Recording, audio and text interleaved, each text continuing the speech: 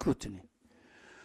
We trust that this brief will sufficiently provide information on the regulations, will comprehensively address the observation raised by this committee, and will demonstrate the ministry's continued and unwavering commitment to compliance with legislative and regulatory requirements.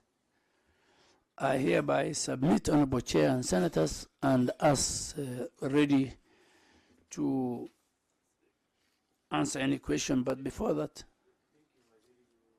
I thought maybe you couldn't allow some members to go on record. Senator Faki, can you please go on record? Thank you, Chair.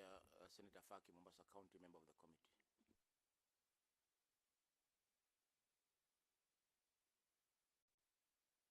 Mike? Thank you, Chair. Senator Kotsolata Wakwabubi, a member of this committee. Welcome. Thank you very much. We have Senator Montatu, who has just left. She has not gone on record. I think she's coming back. I think that was, we all agree that was a very, very, very elaborate presentation by the minister. We now have Dr. Mwanganga on board. Can you please tell us anything that you think we should know briefly before I engage my members for... Thank you, Chair. Just very quickly, as the minister requested, when we expanded the cancer package to now the 800,000 that we have seen that 3,000 cancer patients have actually been able to get their treatment completed. And so for us, this is already early demonstration of the impact of this expansion in access. And in our database, we have about 43,661 current patients who are undergoing cancer treatment. And 3,000 of these are now very happy because their cancer care was expanded and they've completed their treatments. I think that that arrangement is it's a very broad positive attitude towards our health care, because we have a lot of cry from the ministry, from the patients across the country, especially on cancer patients and antenatal mothers and so forth. Devolving these services close to dispensaries and health centers is a very positive thing that the government has just undertaken. Because I have just captioned what the minister just presented, and I think it's something that is going to change the medical approach in this country. I think, but away from that, I would want to listen from the members whether we have some areas where we have some checklists that have not been observed. I think, Senator Faki, you have something burning?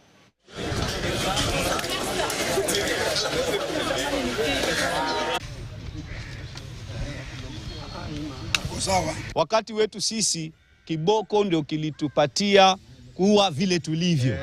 Na hata mzazi alikuwako anaweza kukupatia adhabu, na ukienda kwa baba, si ni mama, ukienda kwa baba unaongezewa.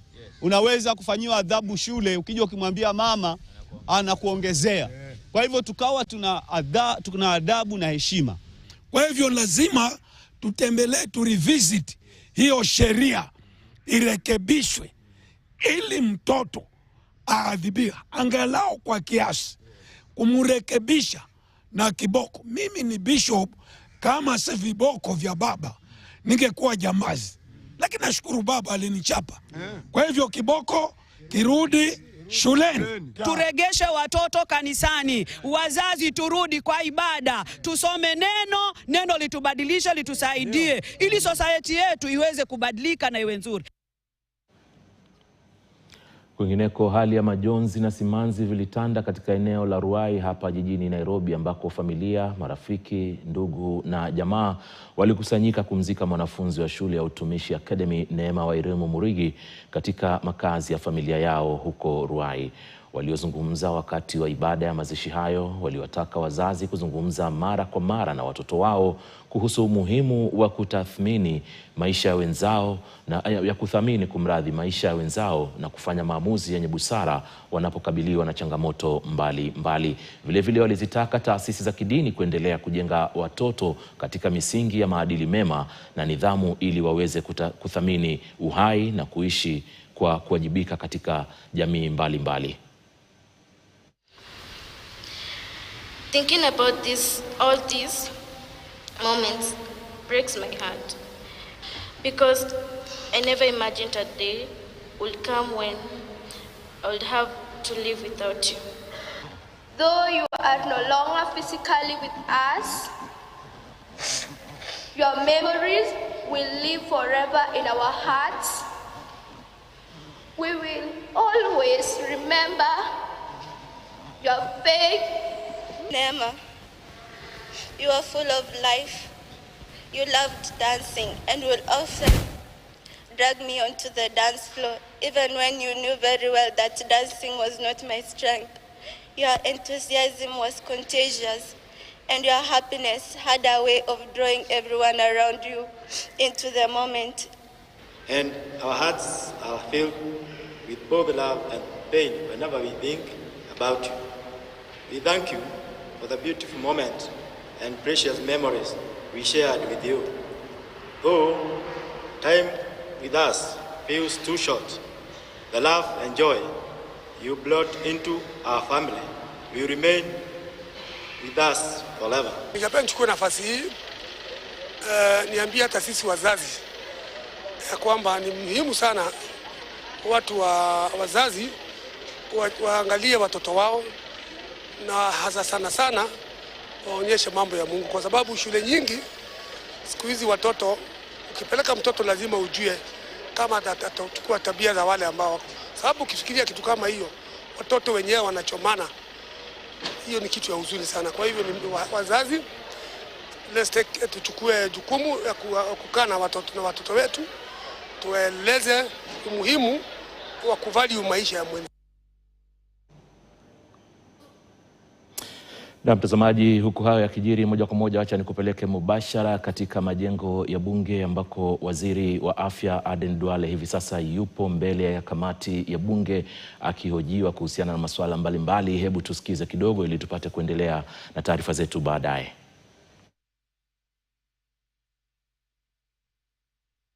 Wagazija community in Mombasa, which are 3,000 people or so, and have not yet been, although they were born in Kenya, they are not yet registered as people, and similar other situations, which means these people are denied services of SHA by the fact that they have not been registered as Kenyans, but also there are other normal Kenyans who, for one reason or another, have not been, they have no ID, and therefore cannot make SHA payments, and therefore, in case of an accident, or they appear in an hospital, they are not able to be taken care of. The final one is you have given for 3,000 cancer patients, but so far we are able to take care of only 3,000, meaning the variation of 40,000 is huge.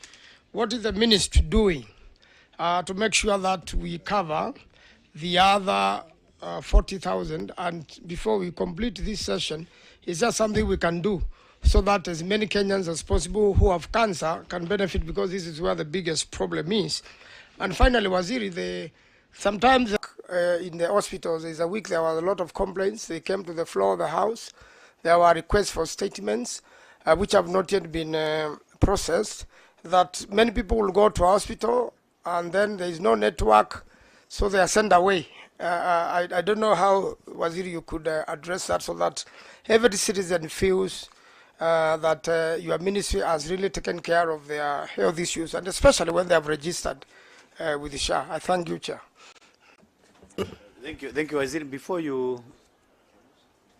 Before you respond to those concerns, Waziri, we have just been joined by Senator Governor Mandago. Senator Governor Mandago chairs Committee on Health in the Senate, so I think he's here out of a very serious interest, having been around for some time and being the chair health. This matter directly touches on his docket. That's why we are here. So welcome. Can you please go on record, Senator Mandago? Thank you very much. My name is Jackson Mandago, Senator Uasin Gishu, and I chair Senate Health Committee. I'm here as a friend of this committee because this is a matter of national interest. Chair. Thank you, Senator Jackson Mandago. Senator Mungatana was supposed to be next, then I'll come back to you. Manso has raised some very pertinent issues on public participation. Actually was raising an issue in Daraka. We have a serious, Dr. Mwangangi, you had better listen to this. Let me start with Senator Faki before he leaves. When I was the leader of majority, we used to have a problem. Members ask questions, then they leave. So, but still, there's a hands that will capture the. No, I have your colleague from water in my committee. So Okay. I think number one, Senator, the National Cancer Control Program guidelines by the Ministry of Health has guided both the clinical limits for each cancer chemotherapy regime, and SHA is implementing that fully. So a doctor will not just come and say it's 8, it's 6, it's 5. No, the guidelines are there, they're in law, and the Social Health Authority will implement that. So, and that is why we're increasing the limit, so that based on that we know we are covering as many people as possible. And I can tell you, Senator, that that pronouncement by His Excellency the President during the State of the Nation address in November last year, and what was happening that time and what's happening now is a world of difference.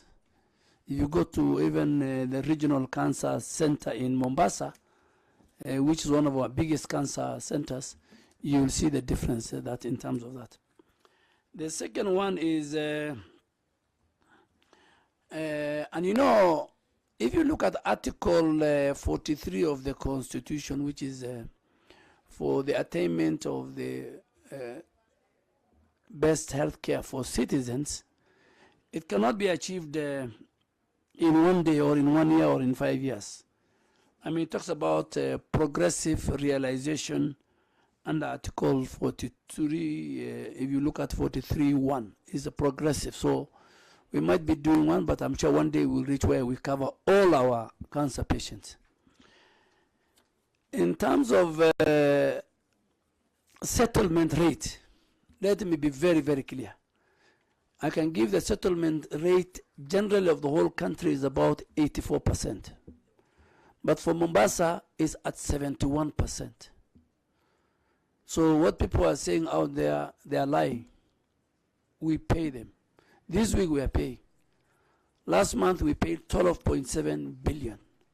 The previous month we paid 16.3 billion. So when people don't want to serve Kenyans, they get an excuse. So let me say it, Coast General Hospital and Nakuru General Hospital are two of the public health facilities in our country which has received over 2 billion shillings in the last 18 months of SHA existence. And they're doing very well. In fact, I always pick Coast General Hospital, and I pick Nakuru General Hospital as two level 5 hospitals in our country that other counties can go and learn from. Their claims system is very good, and each of them has received over 2 billion shillings in the last 18%. So 71% is the current settlement rate for Mombasa County from the dispensary, from the primary healthcare fund to SHIF to everything combined. Yeah. If I finish with the Honorable Chair, oh, okay. allow me, because the first answer was not satisfactory. The issue is not that we don't go by the doctor's prescription. The issue is that there's different reactions to the treatment and allergies and so on and so forth. So what we are saying is this, that if you have done 8, yeah, and maybe there's a need for another 2 more, that patient should not be denied that treatment just because we have already complied with the 8 that is provided for in the regulation. I agree with you. Number one, the guidelines are there. And in fact, SHA does not create its own protocols. The protocols will come from the doctors. And I'll ask CEO Mangangi to explain further. SHA doesn't. It is the doctors who provide us with the patient's protocols on how it should be treated. Can you make sure that Senator Faki is thoroughly addressed? Thank you, Chair, and thank you, Mheshimiwa. So the NCPP guidelines are guidelines that are actually developed by medical doctors and then endorsed by the Director General of Health. When a Kenyan has malaria, there's a standard treatment protocol of what they should be treated for malaria, the drugs they should get, the frequency they should get the drugs, the tests and the labs. So what we've done for cancer care now is we've developed the NCPP guidelines. All the types of cancers we have in Kenya, we've determined if you have a lymphoma, these are the number of cycles you need, these are the dosages, this is the treatment you'll require. All that has been put in the system. And so there's no disinhibiting a patient who may require cycle 2, 3, 4, because it's all put in the system in terms of clinical pathways. Is that, are your concerns taken care of, Senator Faki? In fact, let me even give the assurance I want is that no patient will be turned back and be told, no, you have exhausted, your share. That's the borderline, Chairman. But, if I give you now numbers, between October 2024, when SHA came into being, to October 2025, 18% of patients, translating to around 3,690 patients, thereabout, had exceeded their limit. Okay? Once we expanded now, under this directive after the president order to 800, only 3,000 have already accessed full treatment. So you see the numbers are reducing now. The numbers are really reducing. That's why we're before this committee. Cancer is a serious disease. Every year, close to 44,000 Kenyans are diagnosed with cancer. Close to 29,000 Kenyans die every year. So it's one type of a disease that we are very serious about it, and I'm sure if you compare that with what was being offered under the old defunct NHIF,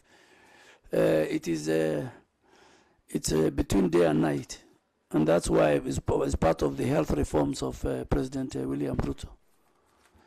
On Honorable Manzo, I think you talked about the virtual.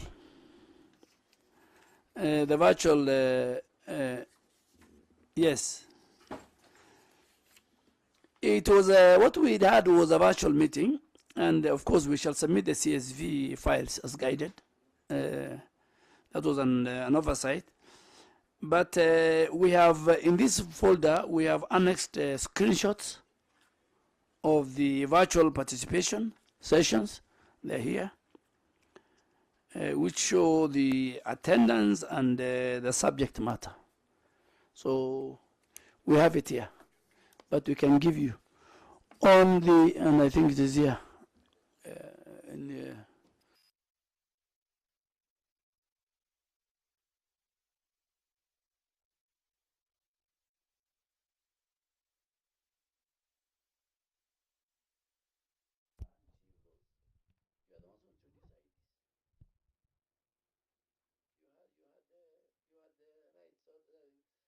not carry any more insurance card. So introduce IDs.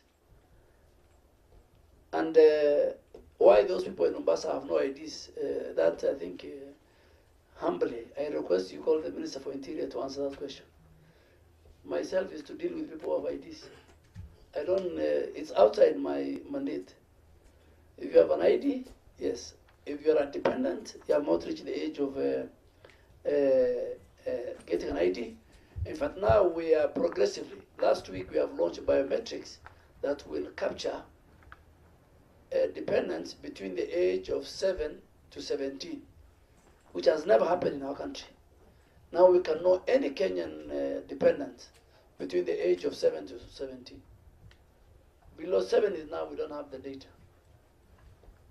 So if, for example, if we go to the dashboard and we go to the account of Honorable Mungatana, we will find all his children. And then the child is told, now put your finger on the biometric. We don't need to consult to look for, that becomes his OTP. Network, Waziri? Network? Yes, network, yes. Was talking yes, about there are some areas that don't have networks, very few areas in the country. And yes, not the whole of Tharaka. Part of Tharaka. Yeah, near where we neighbor. Where we neighbor. I also have some parts which have no networks. Tana River the same, Makueni the same. And we are working with Safaricom, and we are going to use Starlink to provide that. But let me say it, there are certain facilities that tell Kenyans network, there's a problem of network, share is not working on network. That is a complete lie. They want Kenyans to be tired and then they pay out of pocket. Yes, so where network is, the whole technology is led by Safaricom, a very reputable company. But we have some facilities that will tell you, because they want you to pay out of pocket, they will tell you the network is down. But there are few areas which have a problem of network, there are few areas which have got a problem of power. So we are talking to Kenya Minister for Energy to provide, and there are few areas which have problem of network, which we are working with Safaricom and the other players to make sure that we get the Starlink provided. Thank you, Waziri. Senator Mungatana, then Mandago, then Senator Gonzalez. In that order, right? Senator Mungatana. So thank you, Minister, for coming. But just before, systems run by DHA. So to make sure that we reduce the system challenges, I think by the end of this month, DHA will recruit 77 staff, mainly even coordinators in counties, who will make sure that this particular facility in County X, if it has a network issue, they can go and resolve it. I think that's an excellent assurance, Senator Daktari. So the first question, you said that the Ministry of Health, that is, I'm looking at your presentation on para 12, they invited the benefits package and tariffs advisory panel to analyze the directive by His Excellency. Now, this advisory panel conducted an analysis. I just wanted to know from that analysis, which of course you didn't give us, maybe to your internal information. You said that there was an exceeding of the limit of 400,000. So what was the average? Because we may be talking about going to 800,000, but in fact the figure was much higher. So in which case then, have we solved the problem? That is my concern. Have we solved the problem? What was the analysis telling us? We would want to know what that analysis is. Number two, still on the same thing, when we give political pronouncements, we know our people. They will clap when you tell them we are building a new road. But when it comes to paying to finance that road, nobody wants to hear about the payment. So the question I'm asking for this one, and in fact even for the maternal, because you said also for the maternal, you have brought it to lower levels. If we pass these regulations, does it mean that Kenyans are going to pay more? Because this is the question that we are going to be asked. Are they going to be deducted more to finance? Because the question is, all right, we have moved it to 400,000, from 400,000 to 800,000. So who is financing? Is it the government? And if it's the government, what is the budget hole? And if it is it sustainable?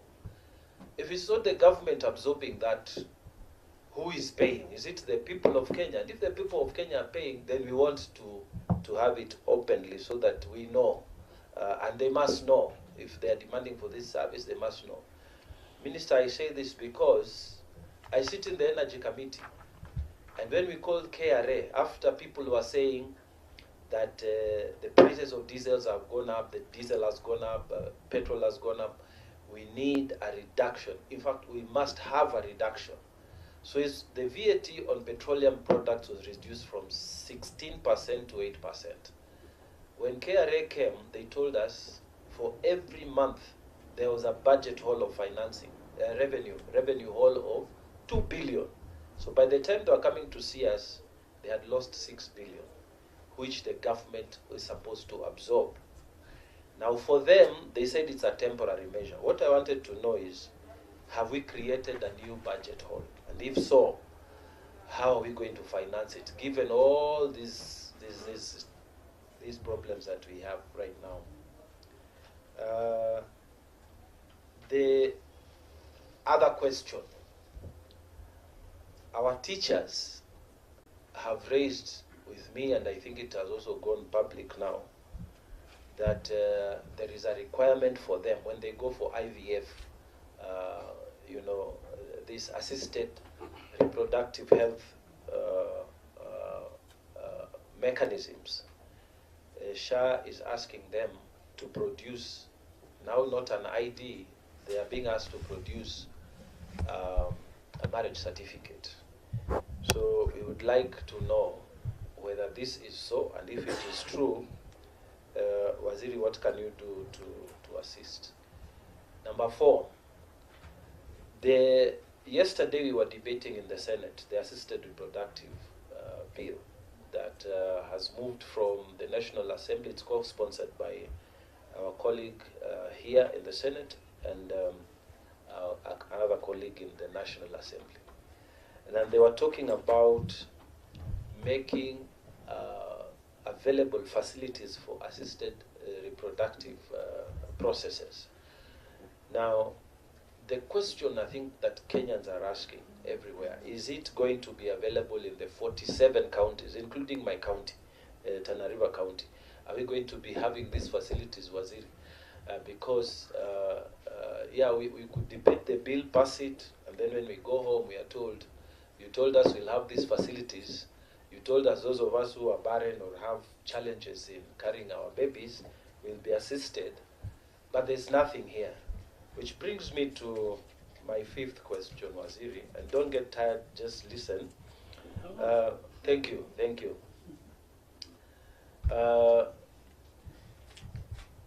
You have told us about financing mechanism for oncology. You have told us how you are suggesting these regulations, how you're going to now create accessible maternal packages to the lower level medical facilities. The question is, are you sure that these facilities are there, like these scans? Are they available in my county, in Tana River County? Are they available in Tharaka Nithi? Are they available in Makueni? But specifically, I'm talking about Tana River County. Are these facilities for imaging available? Because so many times somebody calls you and tells you, we've been told to go to Garissa, we've been told to go to Mombasa or Malindi to get our imaging done before we get treatment.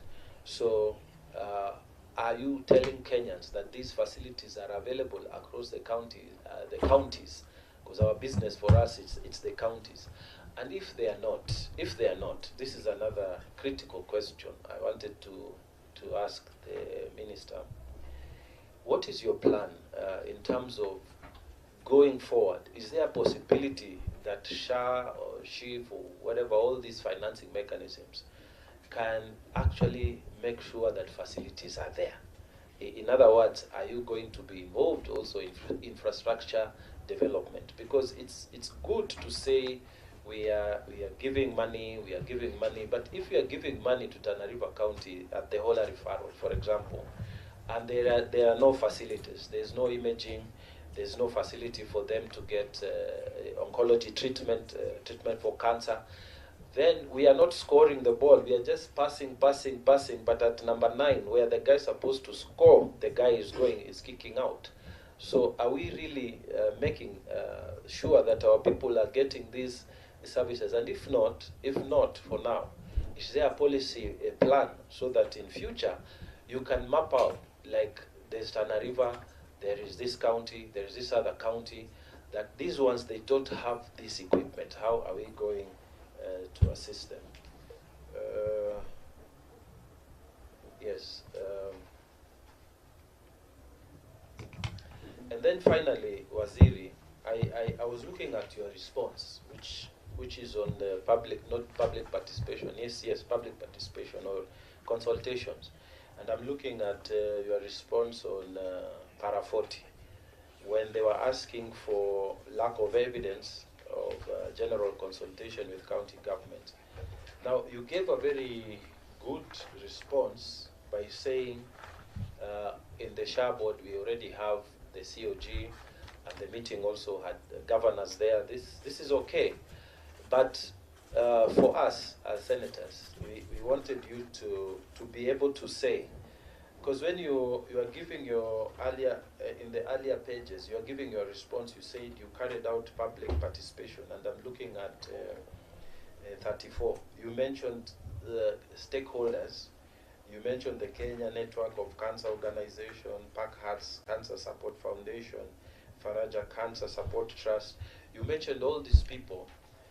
But we would want, if it is possible, to say the CECs of the 47 counties were also consulted. Why? Because if you consult a governor, most of this, you know them, Minister, and we don't like governors here in this Senate. Let me just tell you. Yes. Their actions. Waziri, you can imagine somebody just comes here in Nairobi, they book very nice hotels, they enjoy all these allowances. The information, you say that you sat with them in the COG, but that information ends right there. The CECs don't know. The people in the Tana River County and whatever, they don't know even there were consultations. These tariffs are not communicated. For the first time, when you come to us now here, it's when it will go public. Our governors are not, you cannot look at them as proper stakeholders. It's okay when they talk in the Council of Governors, but I would request that going forward, if we as senators would want to see lower level. Let me tell you what happened, Wazir. We had the T-board regulations the other day. They wanted to come here for pre, and later on they came for post publication consultations. Yeah. What the other CSS do, instead of not only will they pick just the particular stakeholders, they also go to counties so that they will say, okay, in this area we picked, in Rift Valley, we had consultations in this place. In Coast, we went to this, like when they were doing MIRA regulations or something like that, they will tell you we went to this area, we went to this area. So that people, also you actually get the actual people, not the network. Some of those guys are not sick. They are not sick. They come, when you look at them, they are not sick. They've never had cancer. No, some of them. Survivors, some of them. But it would be nice if, say, Waziri, you came and all that northern corridor, and you actually met those patients, you know, and see them, so that when they are telling you, and you have been in our profession, so you know it, when these colleagues are able to see what we are talking about, what we face on a daily basis, it would help us. If your consultations can be going beyond the normal, guys who are having NGOs around Nairobi. So, Waziri, I think I will leave it at that. Maybe you can give us some of your thoughts. I thank you. Thank you, Senator Nectar Mungatana. Mungatana has raised some the questions were many, so I think I should deal with them first. You deal with Mungatana's questions. Yeah, there are very many. There are very many. Actually, there are 5. Sure, maybe before you deals with it. Can you go on record, Senator Joyce, before you pronounce yourself on anything? Yeah, thank you, Chair, and honorable colleagues, the honorable CS and the RRT. My name is Joyce Korir, the Vice Chair Parliamentary Service Commission, and a member of this committee. You are welcome. And maybe before he responds to the Vice Chair's issues, yeah, I just wanted to, there was a very serious concern that was raised by the honorable Vice Chair, and this is pertaining to whether there is a new package that is coming in. And when you go to number 3, it's talking about a package titled Maternity, Neonatal and Child Health Services, which I want to believe, maybe I would just request that you expound on that.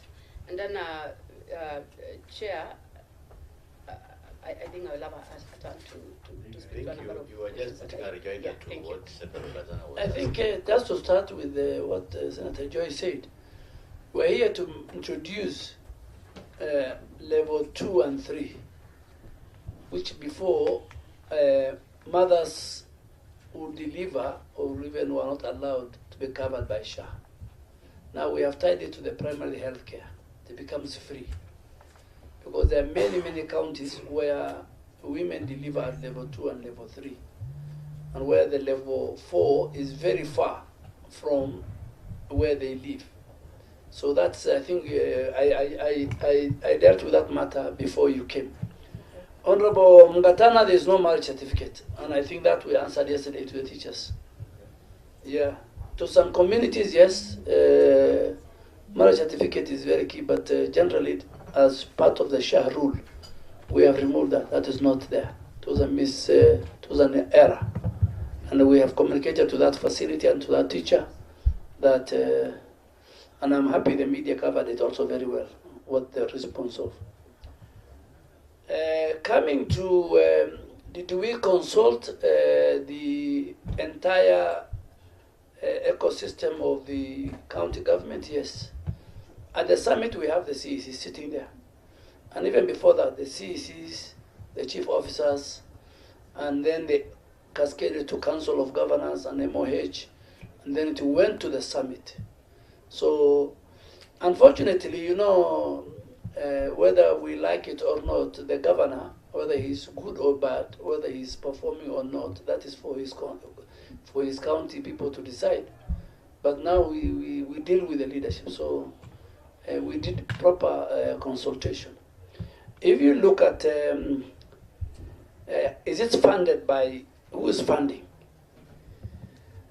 Number one, the increment in the oncology is funded under the CCIF, okay?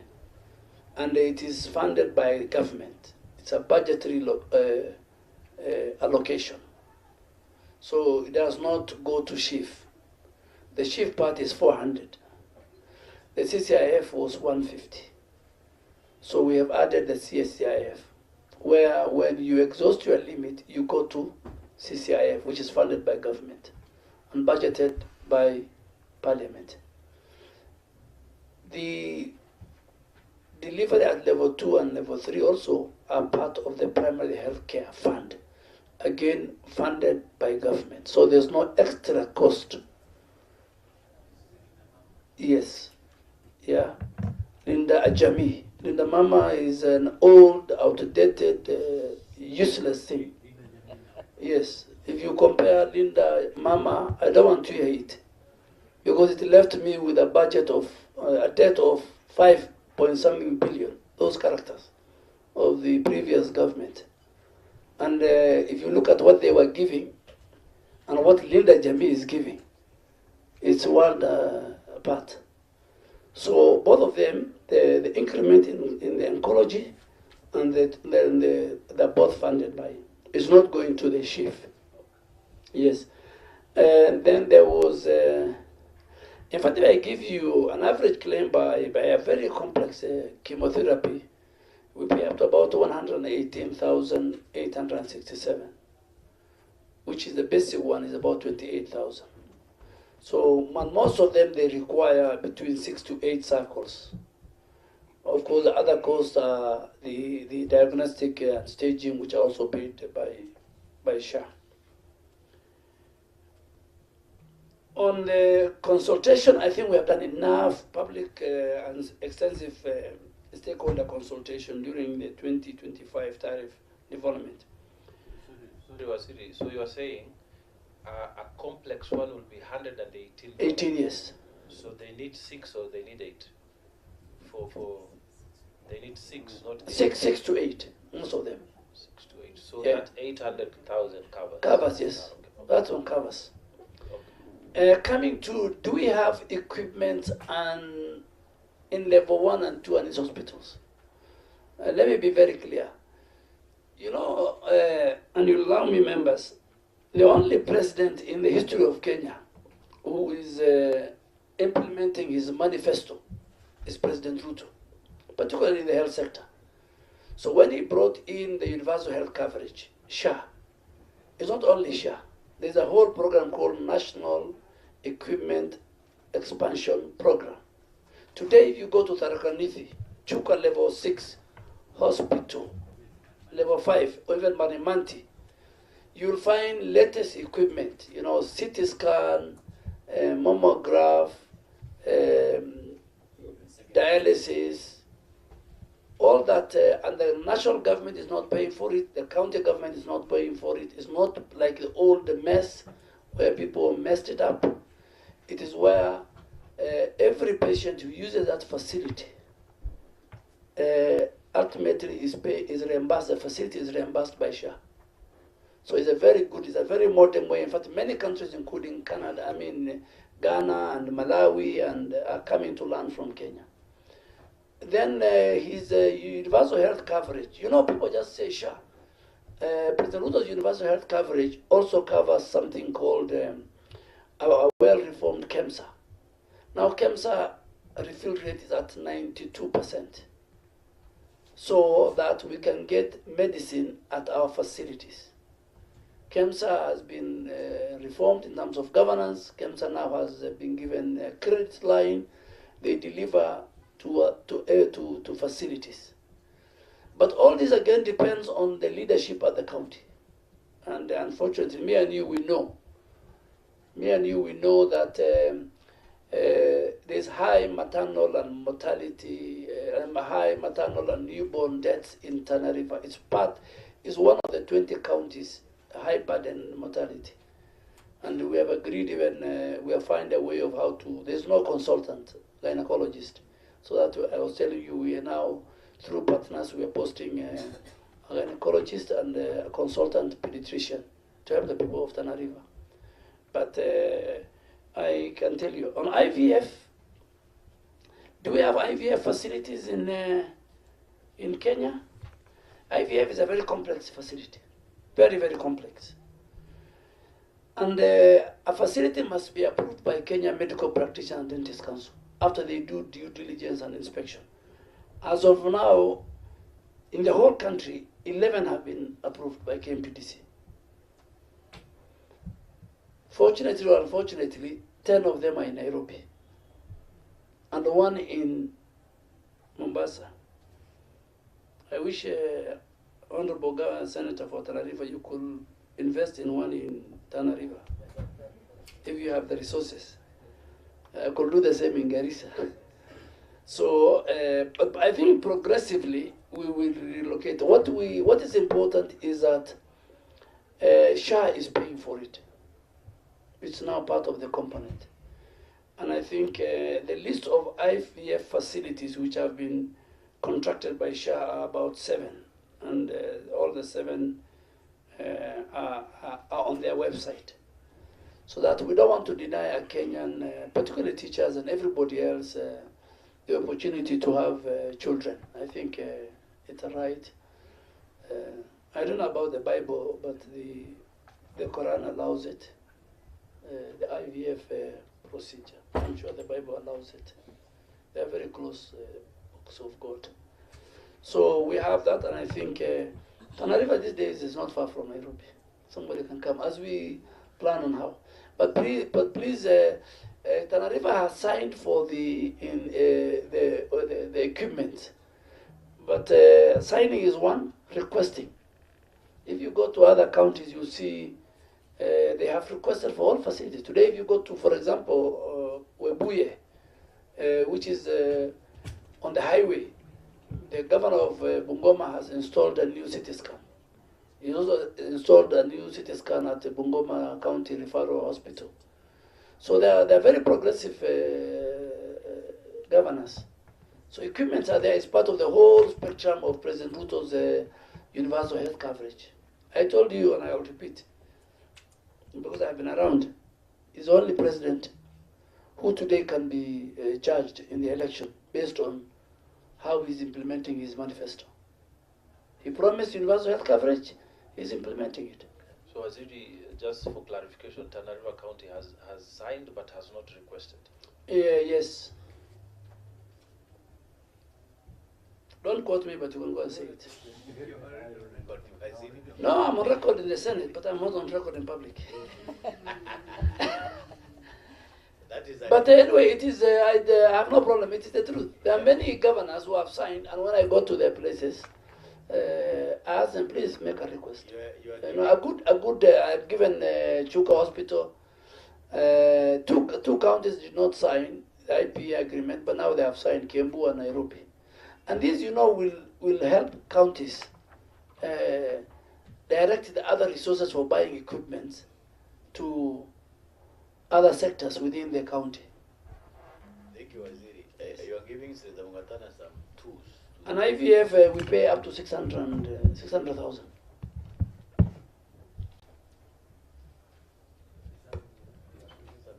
Senator Mandago?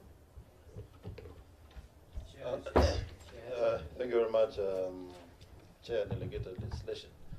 Mine, as a friend of the committee, I have just a few questions directed to the CS and some to the CEO for SHA.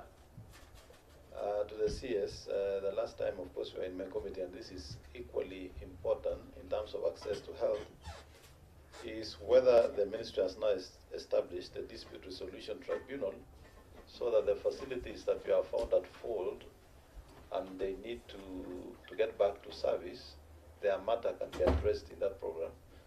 So is the tribunal in place? That's one.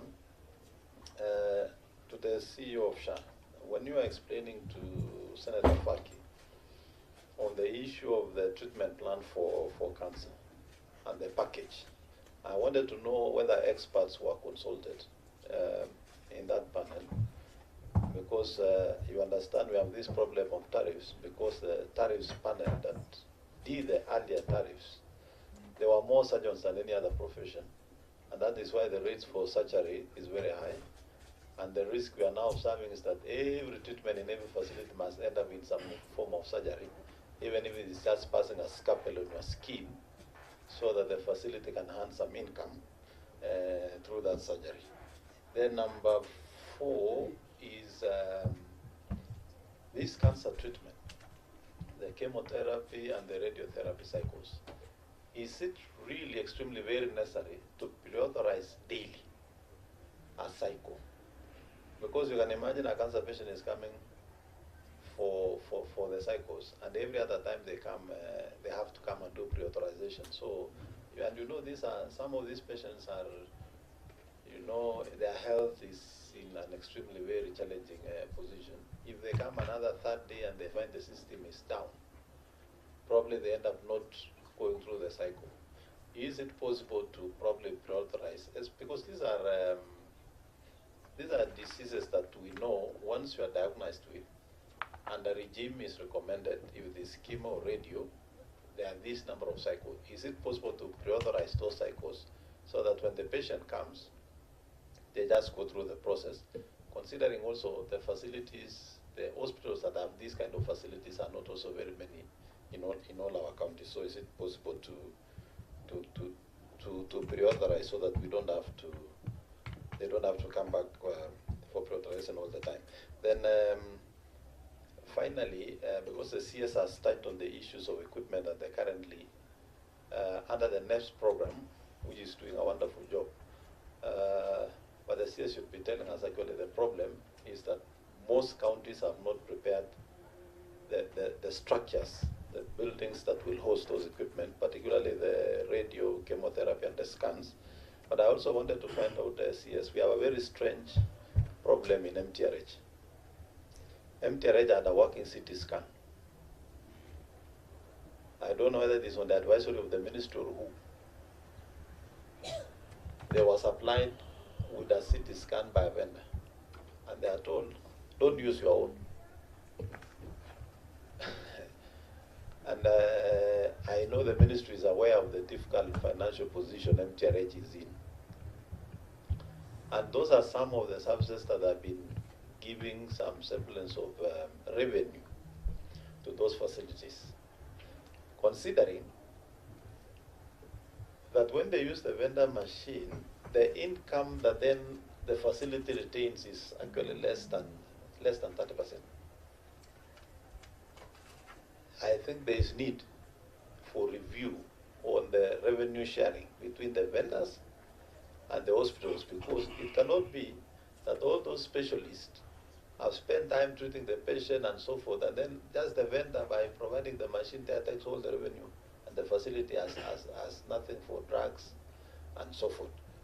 The other issue that has come up on these issues of equipment, and Shah should tell us, CEO, is if a patient goes to MTRH or Kenyatta today and does a CT scan, it is billed to Shah.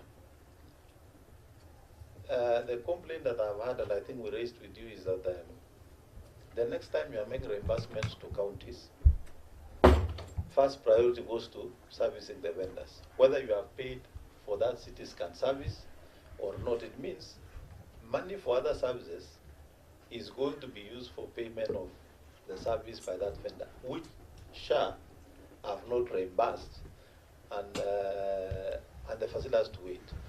So my proposal for that is, when we use a CT scan from a vendor, the day you pay for that service is the day the vendor is paid, so that you don't people refund in another department. So that you know the hospitals are running several departments, and some departments are billing. There's a section that is covering all our resources. We are working, we have billed, that's been paid, but now it is going elsewhere. I don't know whether that is possible to consider. And CS, on this matter of NEPS equipment, I think there is need to review. You know, the proposal is good, the supply of equipment is good, but I think when we roll out, there's always need to review and adjust to see areas that will create more improvement and even make it better for service delivery. Thank you. Yeah, those are concerns from the chair. Yes. Those are concerns from the chair and friend of the committee. Number one, you know, you are aware of the tribunal, and you are aware of the guidance by the judiciary that all tribunals need to be standardized and condensed. And there's a bill before this House. And the Chief Justice is yet to constitute that tribunal, waiting for the House to complete, I think it's in the National Assembly, that consolidation of all tribunals.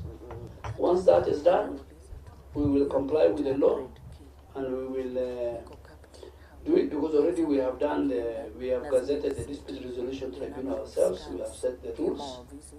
So from our side, everything is ready. We are waiting for the bill to pass, to be assented into law, and then the Chief Justice takes over. I think there was a question by Honorable Mugatanes on the advisory from the benefits has been provided in the bundle. It's in the bundle. The analysis they have done for us is provided. But what have we done as we wait for the tribunal, Honorable Mandago? SHA has established an internal dispute resolution framework, all the way from the county level up to assist facilities. We call it a SHA clinic. That when they have issues, some documents are missing, some claims have been rejected, the system. So we have county clinics where counties have engaged with our team with the SHA to make sure that and it comes from the county level all the way up to the headquarters, and this is to assist and resolve disputes. But let me also be very clear that a lot of the people who are after the tribunal are those who have rejected their claims because of fraud. Those claims, rejected claims are rejected claims. And we have very good reasons why it has been rejected.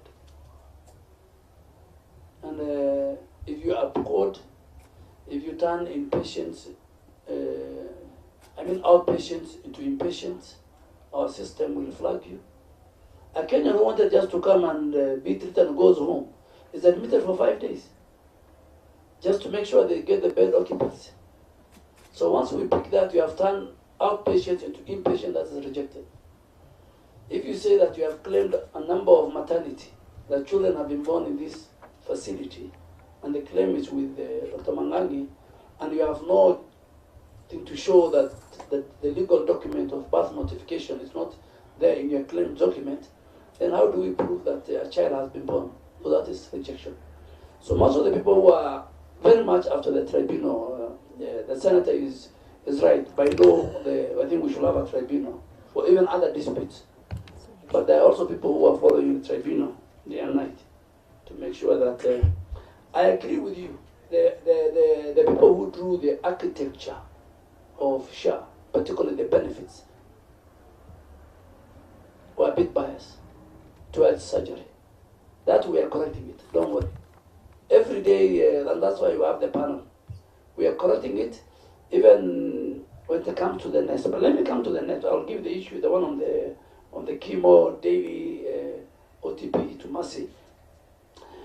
Let me first come to MTRH. Nobody has directed them. But what our hospital wants, particularly my referral hospital, what they want is, they want to deal with their own vendors. They want budget parliament to allocate money. They buy a CT scan. That CT scan, nobody's going to maintain it as a maintenance cost. This next program is different. The hospital doesn't pay anything. The reagents, the consumables, the spare parts, the maintenance is under the vendor. This has never happened. It's very transformative. I'm sure Honorable, you and Honorable, you yourself, you remember the MESS program, which was very messy. So this next program, I agree with you. Nobody has told MTRH that. And if they say that, and MTRH is one of the hospitals that SHA has paid a lot. This is a very rich hospital. They got 400 million during supplementary. Every month they get between 200 and 250 from SHA. So because you are the senator of Gishu, I want you to look at the governance structure of MTRH. And I'm going there next week. Yeah. I want you to look at the governance structure of MTRH, and I'm going there next week. And I have told the CEO I'm going to sit there for a whole day from morning to evening. Because a lot of things are not going right. Now that you have brought the issue of MTRH, a lot of things are not going right. I had a meeting, a very long day meeting with the CEO last week. It's better than where I met it. And the board is aware, so we will streamline. Even when if statutory deductions have not been paid by a facility, PE is not paid, the loans is not paid, then you don't claim. Today if you go to Kenyatta, 8 months ago, the way Kenyatta was different. So it all depends on leadership. So I will consult you, and the day we are going there, we'll go with you. We are building a 4,000 bed MTRH. So we want, by the time we are transiting to the new hospital, we have streamlined. I have no interest. If it is Jaramogi, we will streamline. If it is MTRH, we will streamline. The same we're doing with the KU. The same today, because of changing the governance structure, 32 wards are being renovated in Kenyatta National Hospital, paid by the private sector, our banks, Safaricom Foundation. Why? Because the leadership in Kenyatta went out of their way to talk to Equity Bank, talk to Safaricom, talk to Barclays.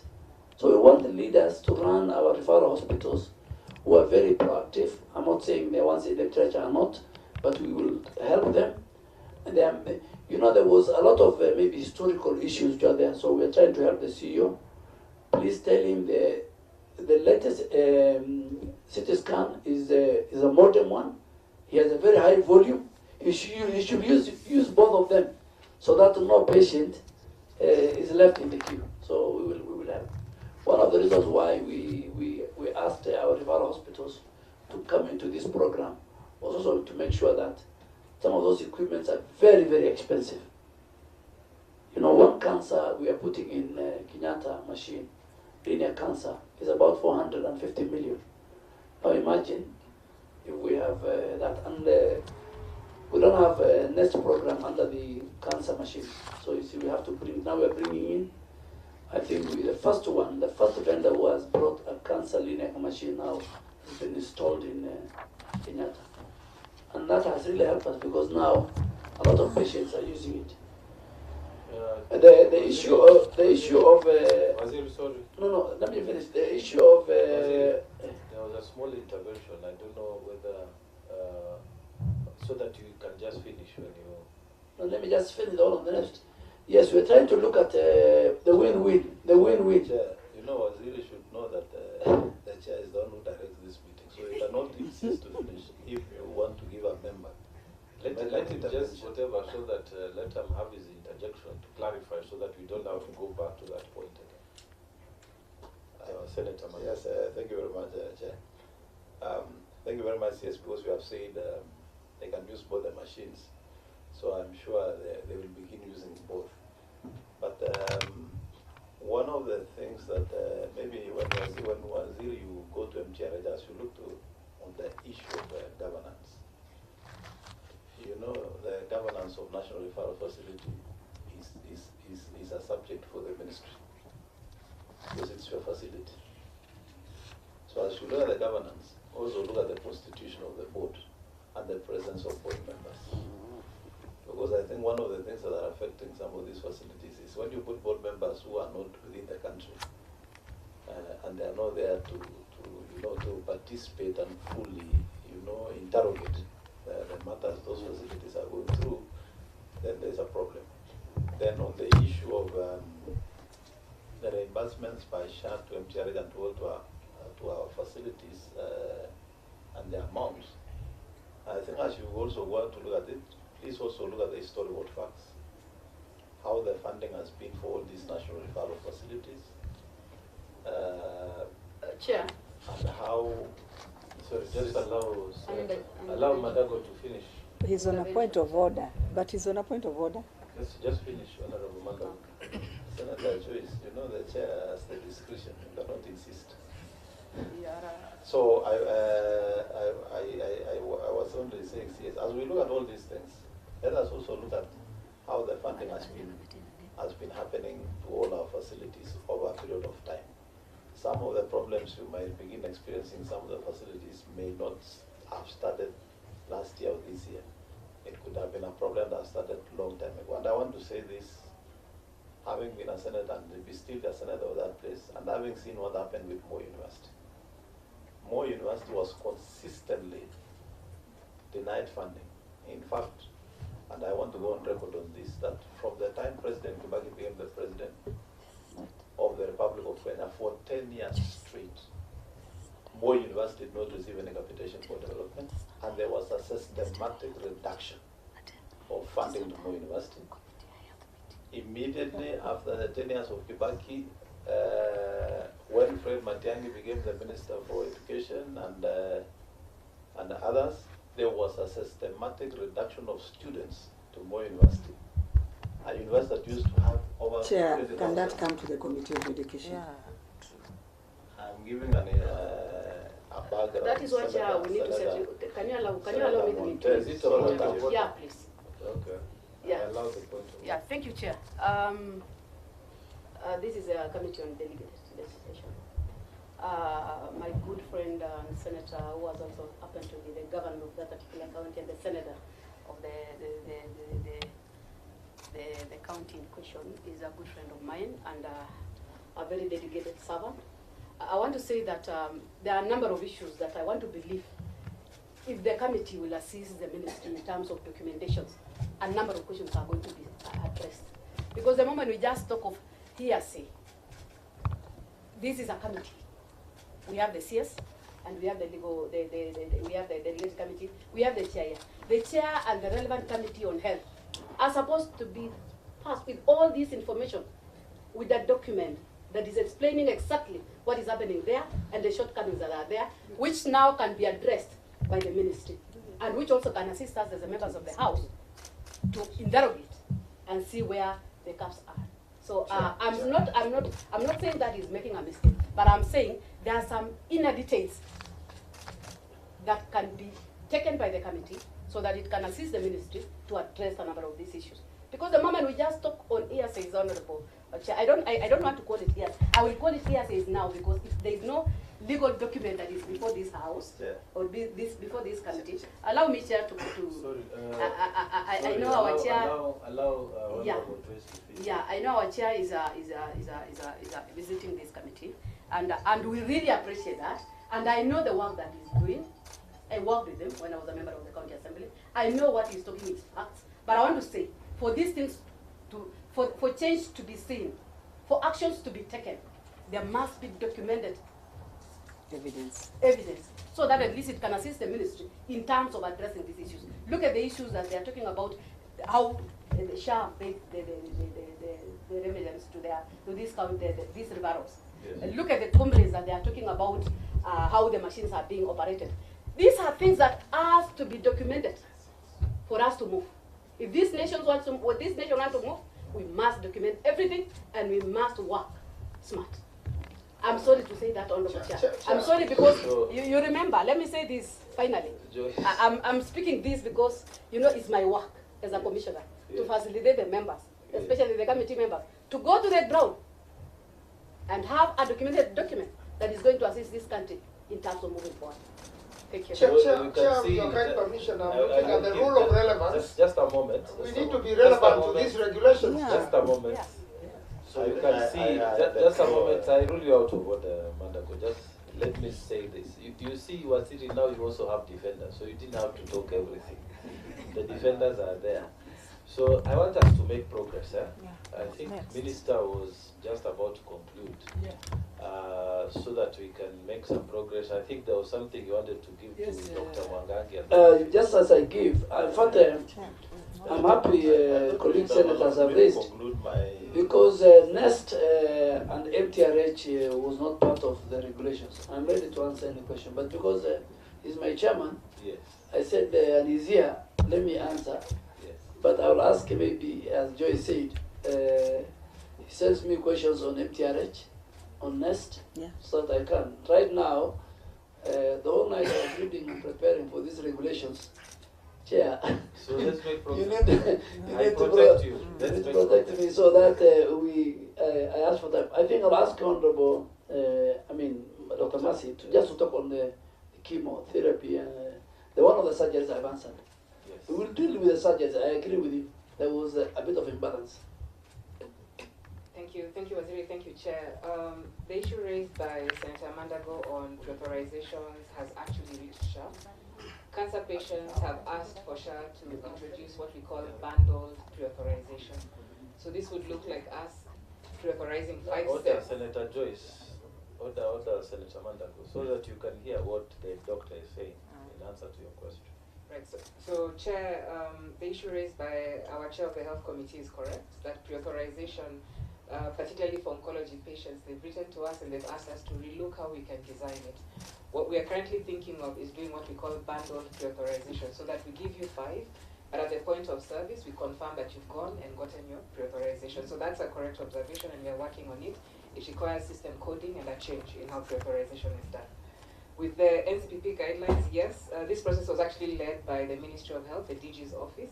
Engagements were held with the National Cancer Control Program, oncologists from KNH, KUTRH, Nairobi Hospital, Cancer Care Kenya, which has a set of about 100 public and private cancer hospitals, as well as the Health Products Technology Team, KEMSA, and SHA. And so there was very, very heavy engagement on the NCPP guidelines. So, Chair, I think, let me make it very clear. The way SHA works is not the way former NHI used to work. That's why even now under SHA, doctors have an app called Practice 360. A doctor cannot discharge his patient outside the hospital. His OTP cannot work outside 500 meters of the hospital. You need to come and see your patient, sign documents, and leave. You cannot discharge a patient from your bedroom. The same for our cancer patients.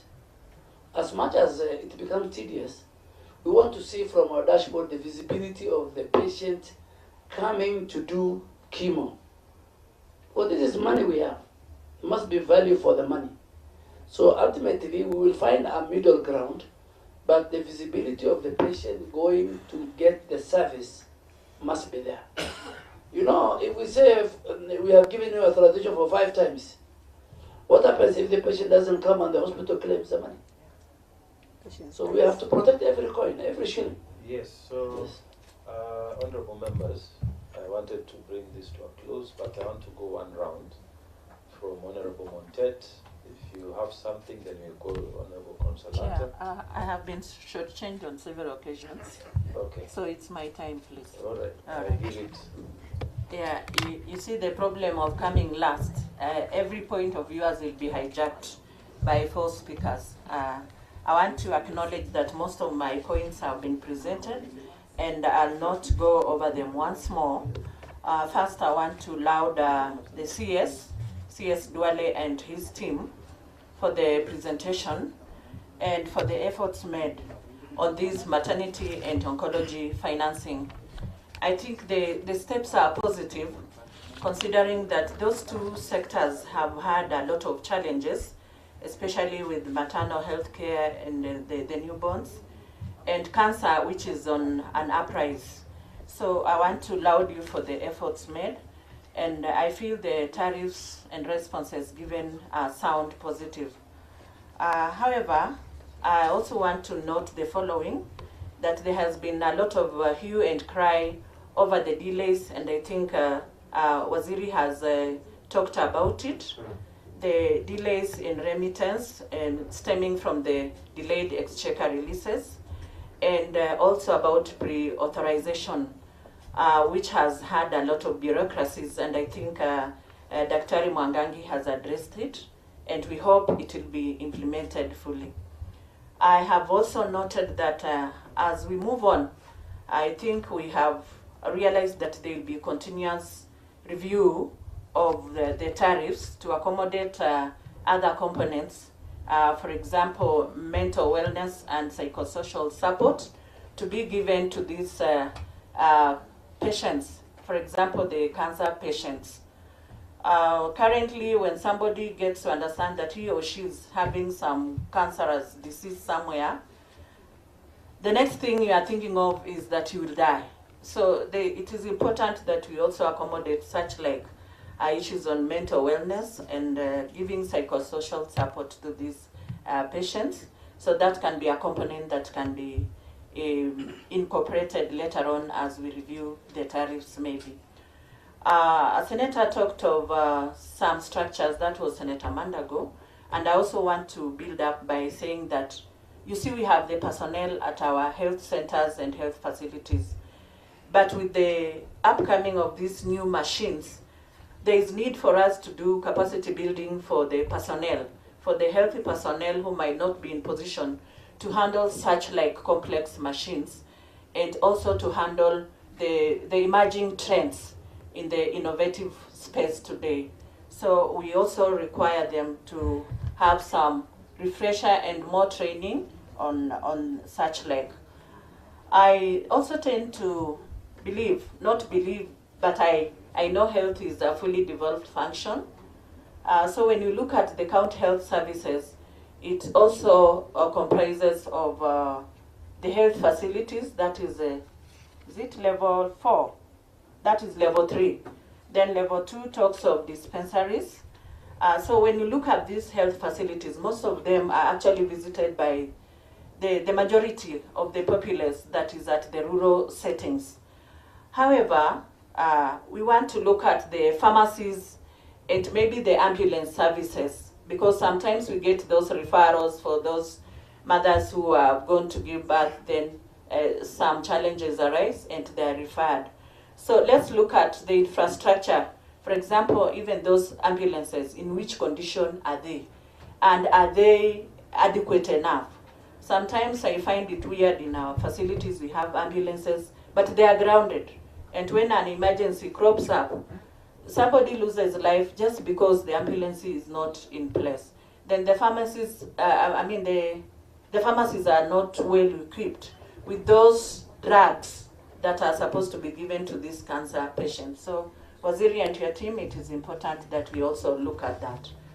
that this negative narrative of SHA is not working everywhere. Waziri, I think you'll have to re-engineer your reporting mechanisms, your monitoring and tracking systems at the dispensaries and health facilities down at the grassroots, so that maybe our CHPs are also empowered and get to sensitize and create a lot of awareness in our people, that once the tariffs have been fully implemented, then I think that cry needs to go low.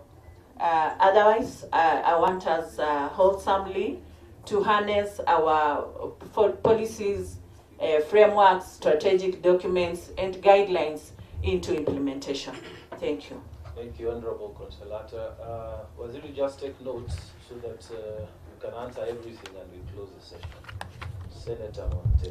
Thank you, Chair. Waziri, mine, unfortunately today I had to walk out. I was still chairing another meeting, but my concern was on the oncology benefits package. Well, you've explained, actually before even I left, why you have to go back on the advisory given. And Waziri, just to let you know, cancer is a very difficult, I don't want to call it even a disease, because it's a journey people walk. And for relatives and the people who are suffering, is a very difficult journey. My request would be that as you improve on SHA, this advisory, the advisory given is important to go back to it and see if you can increase the necessary treatment patterns that had been suggested. Because, Waziri, I can assure you that, I can tell you that I've gone through cancer patients, or I've worked with cancer patients, and it's very difficult. A simple thing like blood works, which have to be done every time a cancer patient is going back for review, would cost a lot of money. And it has to be done, because no doctor will touch you if you've not done your blood works, so that at least they can be well informed of you the way you are. So these are issues that will help Kenyans, and that is why Kenyans are crying that SHA is not working. Because the minute you're told that you've already done your one blood work or your one PET scan, and then something else has occurred, cancer, the way it multiplies, the way cancer is changing nowadays. Today you are suffering on this, then tomorrow you are told there's this other one now which has come, and then you cannot go for a PET scan. You cannot afford a simple PET scan even in KU. And I think that is where we have it. It's about 68,000 shillings. So how many Kenyans can afford this? So Waziri, these are packages that you should look at, because this is what Kenyans are facing every day, and cancer is draining our people.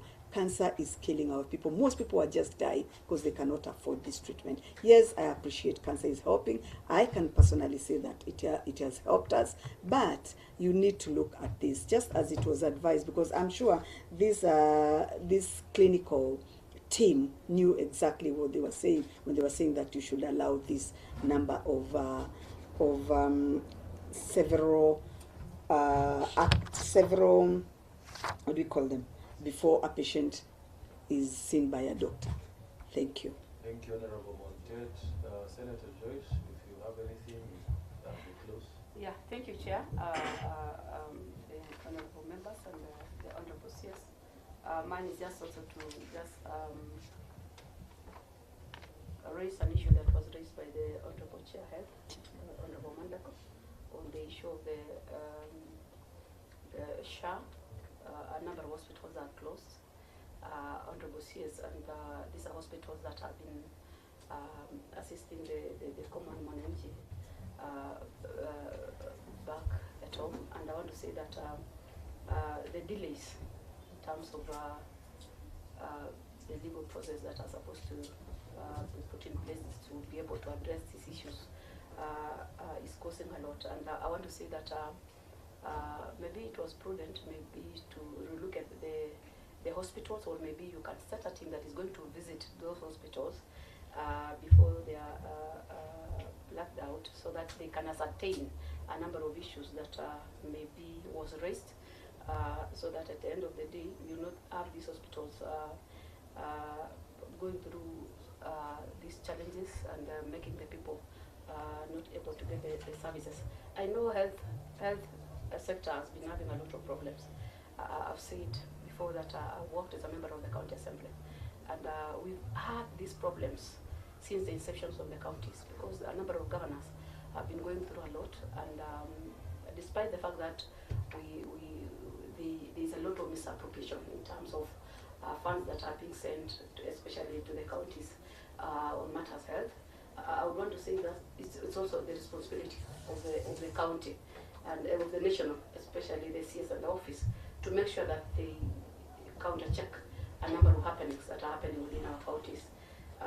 Just as it has been raised by the Honorable Mandago, indeed there are a number of hospitals. You remember there was even the machines that was delivered to a number of counties, which a number of them are not put to use. And because of some 1 or 2 or 3 reasons, you go to a number of hospitals, you cannot find the medication and what have you.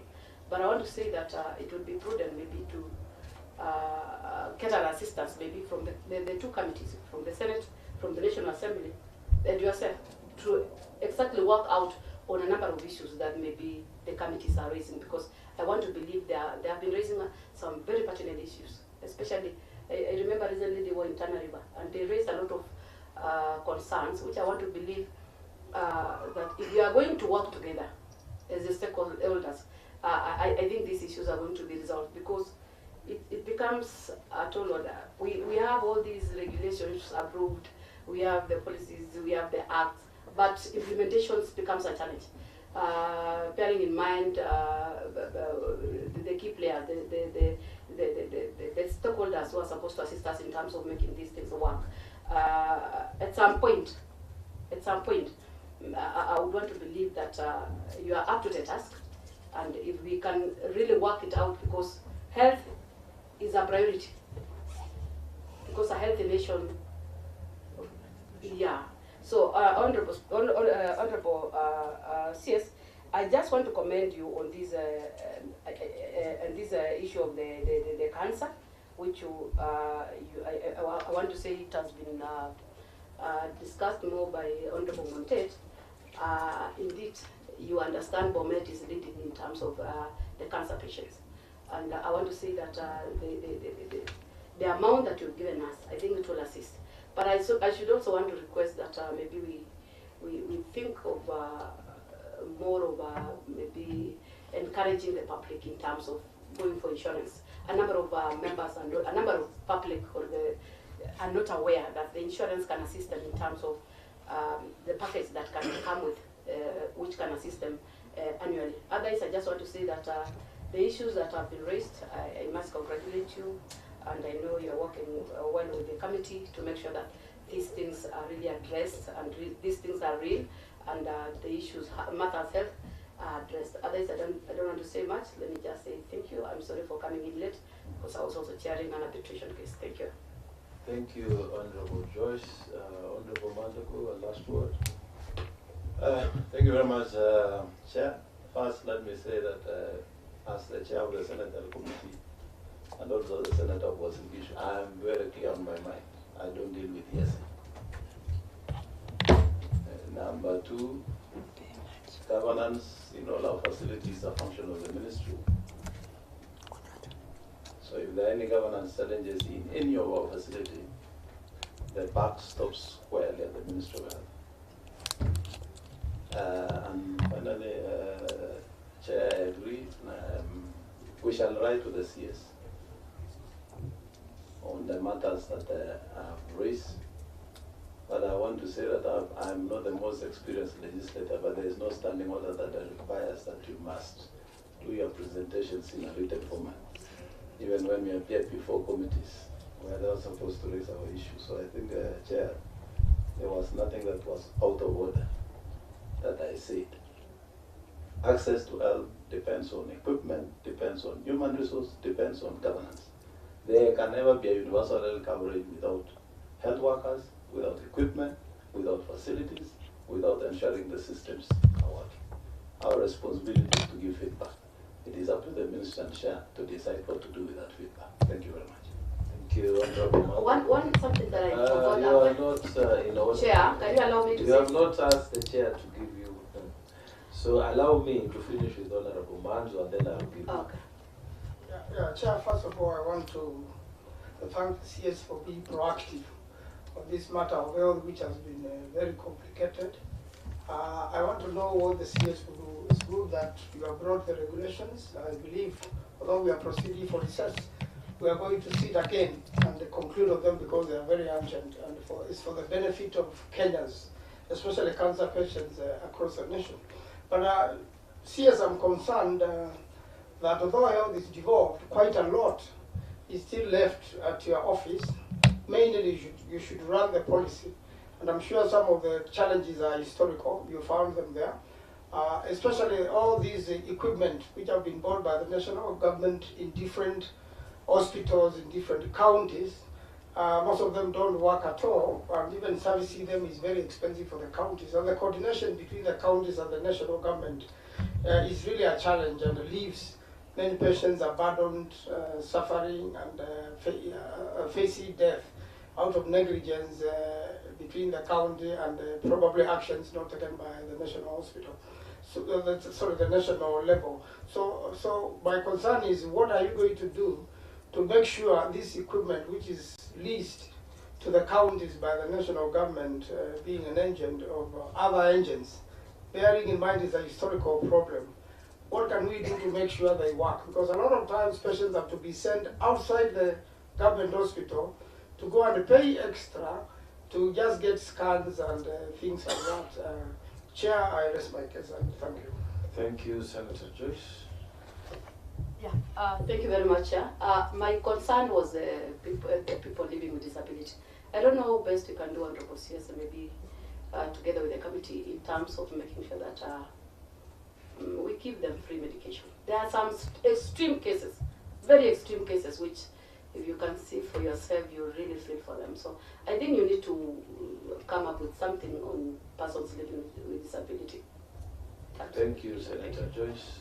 So, honourable members, before I hand over to the chair, substantive chair, I just want to say from my side, my questions were answered adequately, so I will raise no other issue, except to request honourable members to remain, because we need to consider the presentations and make a decision one way or the other on the regulations that are before us. Chair. Thank you very much, my brother Dr. Mbatana, for holding brief for me.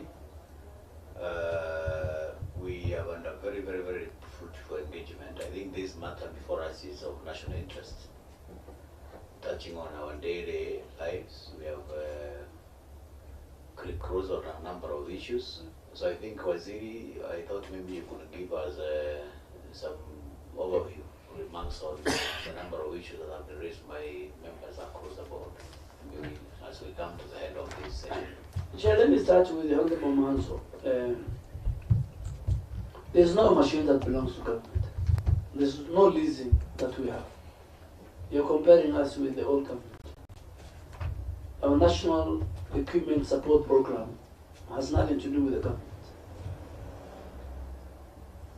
It's between government. National government doesn't pay, county government doesn't pay. The vendor places it. And your governor is one of the most progressive governor, particularly on health. Unfortunately, I have two examples here. One worse, one good. You know? I don't want to go to the third one. Yeah? But the two extremes are sitting next to each other. You know? So the next program, everything is catered for. If the CT scan is in a facility, it will be used, SHA will pay, facility will get its bit, consumable, agents, everything is done. It's a new program under President William, so to make sure that we reduce our referral pathways. Today, many Kenyans are not coming, starting with the Lamu, King Fahd. We never had any facility with equipment. Today, if you go there, you'll find a CT scan, a theater, an ICU, you know, oxygen plant.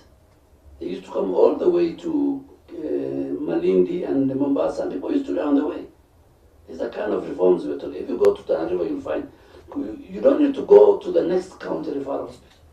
So ours next is called national, it's not leasing. So, and we will make sure that they work, and they're working.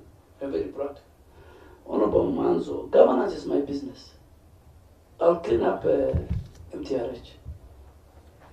The only thing that I say as a former majority leader is that I prepared for these regulations. These regulations touches only on maternity level 2 and 3 and oncology. So questions touching on MTRH, NEST, I have to answer them another day. And not this committee, because this committee deals with only regulations. So I was wondering, out of courtesy, I have to talk about MTRH and governance. Yes, governance, including the board, the management, referral hospitals fall under me, and we will clean it. And when I clean it, please don't make noise. The political class, they don't make noise. I'm going to clean because the people for Singishu and MTRH covers more than MTRH and the Governor Joyce. Can you give chance to? MTRH is not a small hospital. It covers more than 25 counties. It covers up to Uganda. It's not one hospital where we can allow it to go down. And I am not Matiangi, neither am I Kibaki or Uhuru who brought down Moi University. I'm an alumni of Moi University. But I agree with you. There were certain historical things. I don't want to go back to it. But now that we're here, I can assure you, with your support, we will fix MTRH. MTRH is very dear to my heart. And the MTRH, Kenyatta Hospital, KU, MTRH, Jaramogi, Mwai Kibaki, at some day, they must become like Nairobi Hospital and Aga Khan and run their own. They don't need exchequer. I mean, who gives exchequer to Aga Khan? It's a level 6. So it needs very good governance and very good managers. So the way Kenyatta Hospital now is going, the reform, we've started one, we will also do the same with the MTRH. And I want to assure you that the President is also very much with me on making sure we do that.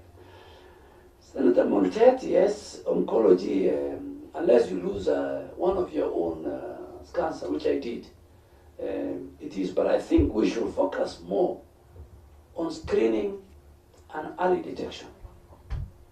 That is where, as a country, we are failing.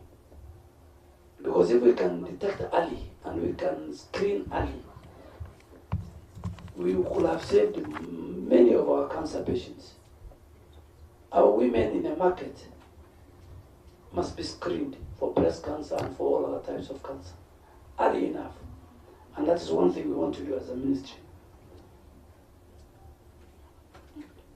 On Honorable Joyce, if somebody wants to close this hospital, you can close. People don't close hospital because of SHA. You can close your hospital because maybe you're not paying your supplies. SHA we pay 84%. And I'll give you an example. Since SHA started, how many months delivered? 1.16 million women delivered under SHA. And SHA paid 17.8 million. Compared to the same period of NHIF, they paid only 5 billion shillings. We paid 17 billion. Out of the 17 billion, 9.6 billion went to county governments. Today, 67% of Kenyans go to county governments. Today, the highest own source of revenue for county government comes from the health sector. And it's because of the money coming from SHA. So we pay. And even the NHIF legacy debts, the first 0 to 10 million we have paid. I think we're finishing. The balance, the minister has confirmed he's going to put it in this year's budget, in the supplementary. So we don't want. So, but people can close their shops. You know, even as we sit here, the people are closing shops in Counter Street for many reasons. But we have over 10,000 hospitals contracted by SHA. You can go to a hospital, maybe somebody is not running it very well, it closes, but not because SHA has not paid. That I want to assure the committee.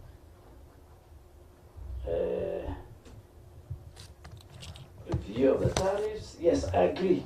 Mental health is a big issue in our country.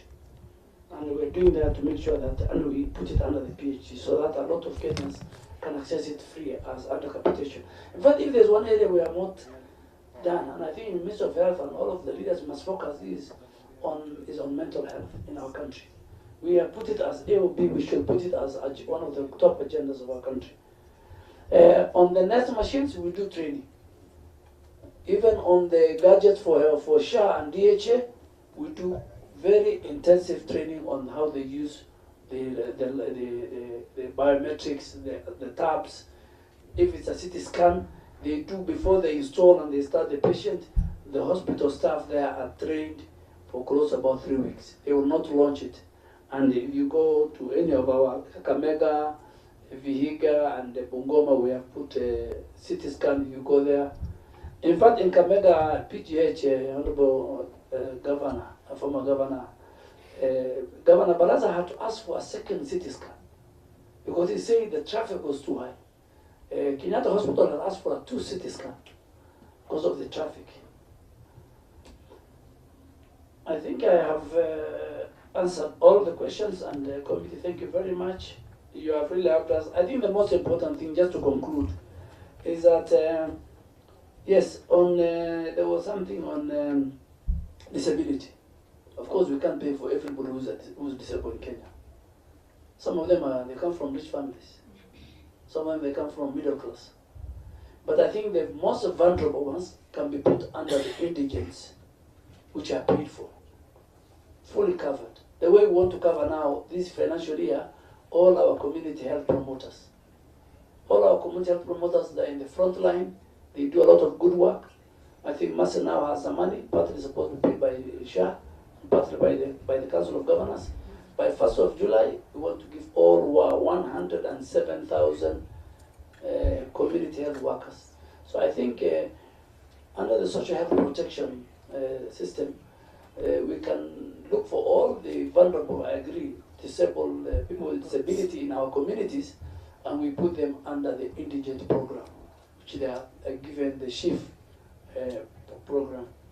Finally, Chair, I think the most important thing, which we are happy to report today, is that our women can go to level 2, level 3 dispensary, go deliver in a safe environment under a very good healthcare worker, skilled healthcare worker, than delivering at home.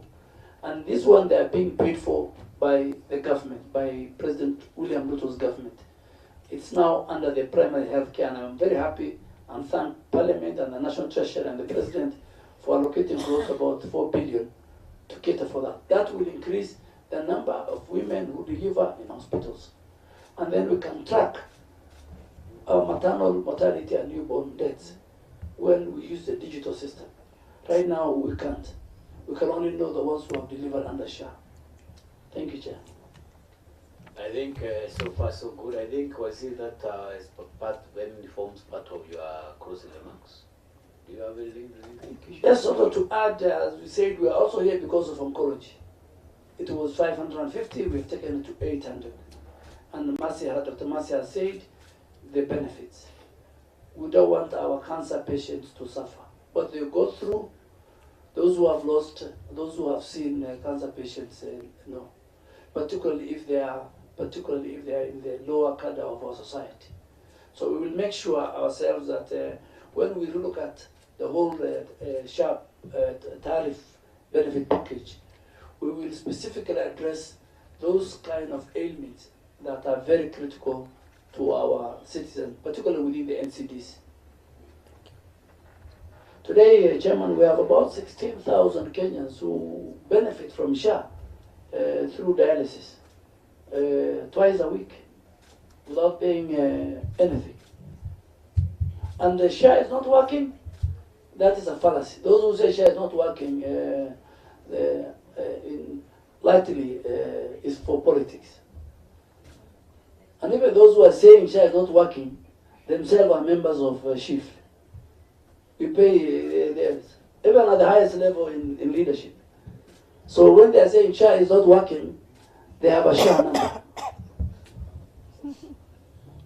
think that is all for today. Members, do you have any other interventions, observations that maybe you want to bring along, or we? Yeah, I just wanted to remind us here that maybe they need to work on the issue of the insurance. Yeah, maybe we'll discuss with the chairman, not BWDs, but Can we make it a substantive agenda? Yeah. Because that's a very broad way of. I think that's an issue that can be brought before the committee, and then we can have it discussed at another level. Because we have a very able chair who has both experience from the county, having the governor. You know, he has the practical experiences from the ground. I think so far so good. Any other member with an issue? Then maybe I think. Chair, just one additional point on infrastructure. You find that in some areas, for instance, in Kimilili, where I come from, there has been a lot of regular power outages. So there's need to have those well-equipped generators for backup in case such like a thing arises. Thank you. Thank you very much. You don't have to. No, I think for sure, all our gadgets have got battery backups, and they have internet, paid for 10 years. So even if there is a power outage, it might affect maybe the use of machines, but in terms of share transaction, our gadgets, the biometric and the tabs have got battery backups. Thank you. Thank you, Waziri. I think now we have some very breaking news from Minister of Health. Now we have.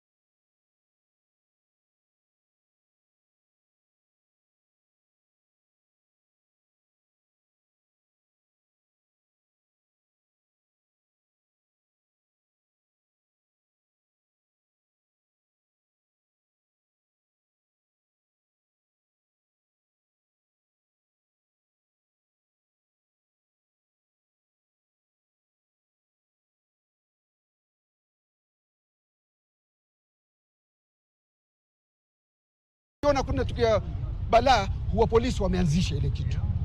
Asanteni. Okay. All right. That's the last one and then we're done. Asanteni. I'm tempted to say I have nothing useful to add, but let me take this opportunity to glorify the Gen Z and millennials for breathing life into the Constitution, the various sections 29, 37, because I think what you are doing, okay, has been done before, right? So that resistance must continue, right? We're just using the law to show, you know, we have rights. But please don't stop. Breathe life into the Constitution, all right? Because we want the Constitution implemented. We want these rights respected, all right? So that's my call as an elder, that msiogope, maandamano yaendelee na hakuna kurudi nyuma. Asante.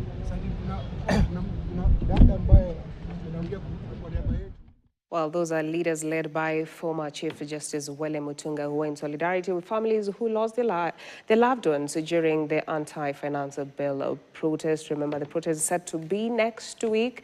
That is the background of a plan to compensate over 2,000 victims in that reparation plan. And away from that, Kakamega County Assembly has passed the county budget for the 2026-2027 financial year, estimated at about 16.76 billion shillings, with public administration, health and roads emerging among the biggest beneficiaries. The budget, read by Budget and Appropriation Committee Chair Gildon Shioso, comes amid concerns over the county's wage bill, which stands at about 6.2 billion shillings, representing 41.6% of total revenue, above the 35% ceiling set under public finance management regulations. The county is also carrying pending bills amounting to 1.7 billion shillings. Violet Auma reports. Will as many as are of a similar opinion say aye? Aye. Will as many as are of a contrary opinion say nay? The ayes have it. Kakamega County has passed its 2026-2027 budget, setting the stage for implementation of the county programs in the new financial year. And the same shall be processed in accordance with the law, appropriately until gazettement, for it to become an act. The budget was presented before the House by Budget and Appropriation Committee Chair Gildon Shioso, with the Speaker James Namasi presiding over the sitting. To submit an ambulance procurement timeline within 14 days of the adoption of this report. Recurrent expenditure takes the largest share at 11.58 billion shillings, translating to 69.10% of the budget. Development spending will take the remaining share, with priority areas including health services and road infrastructure. But even as the county moves to finance its programs, the wage bill remains a major pressure point. Salaries and benefits currently stands at 6.2 billion shillings, representing 41.6% of the total revenue, above recommended 35% threshold. An issue that should concern all of us is that personnel emoluments, that is salaries and benefits for public officers, currently consume 41.6% of our total revenue. Tuwe na machine ya oxygen. They were charging 800 shillings per hour. Sindio? Ndio tukasuggest tuwe na machine yetu so that this thing can be affordable. Now tuko na machine tena imeongezeka. During public participation on the finance bill, Finance Committee Chair and Halaba MCA Boniface Osanga acknowledged the burden of the wage bill. Watu ambao tumeajiri wengi kulingana na uwezo wetu za county. Na wage bill yetu inatusumbua. But kama ingekuwa tuna collect revenue allocation ilisema ya kwamba can be able to collect 5.8 billion, then issue ya revenue, issue ya wage bill haitakuwa tena. So it is very difficult even for the national government, for the control of budget, to force the counties to have the wage bill cut at 35%. The county is also facing 1.7 billion shillings in pending bills, some of which they say date back to 2013. Members of the County Assembly warned that unresolved bills continue to affect service delivery and county credibility with suppliers. The finance bill also proposes penalties to improve order in urban centers. Livestock found roaming or littering within town areas, including cows, goats and pigs, will attract a fine of over 700 shillings per animal. Zile ng'ombe ama mbuzi ama nguruwe zitapatikana town Kiloita.